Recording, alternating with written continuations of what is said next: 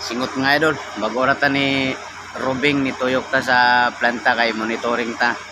So wala tayo tulog. Wala tayo tulog. Manay nakalisod sa panggabi atong duty kay nang lang kita magbantay kay maparehaon niya ganiha kung wala ko kabantay ang generator dahil nag-aso na. So ano na say chance nga masunog.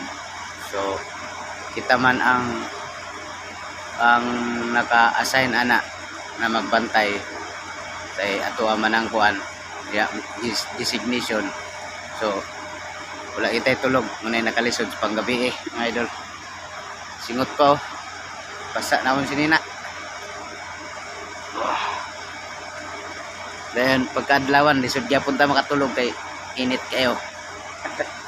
Kabuang tag pailin-ilin ug asa ta paingon mo mangita og kapasilungan kay bisan sa among barak lisod kayo ang aircon dili na niya kaya kis kainit sa panahon.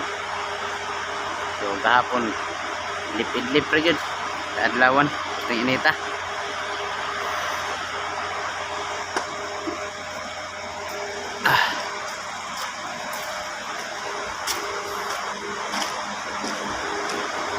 Ulan-ulan ganiha mga idol no. O nakasalang pang truck. Wala pa kahawa sa kwan.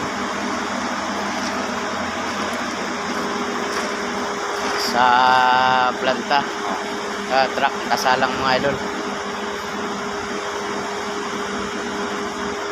Wala pa siguro tawag sa site.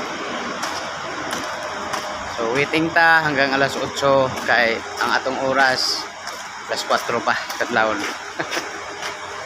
Mura to mga idol, update atong trabaho kay panggabi man ta walay tulganay.